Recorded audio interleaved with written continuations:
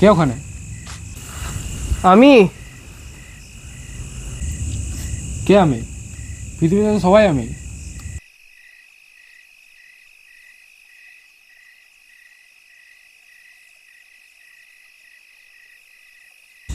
যাত্রী?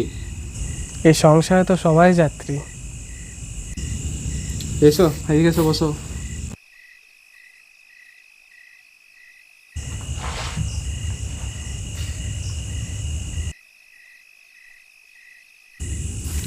কিছু মনে করবেন না, অন্ধকারে দেখতে পাইনি, তুমি বলে ফেলেছি। তাতে কি হয়েছে? এই জগতে সকলেই সকলের বন্ধু। বন্ধুকে তুমি বলাই যায়। আপনি কোথায় যাবেন? আসছেনই বা কোত্থেকে?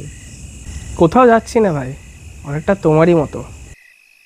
পথে পথে ঘুরে বেড়াতে ভালো লাগে, যা পাই তাই খাই, যেখানে খুশি থেমে যাই, এই আর কি। আমারই মতন। আপনি কিভাবে জানলেন?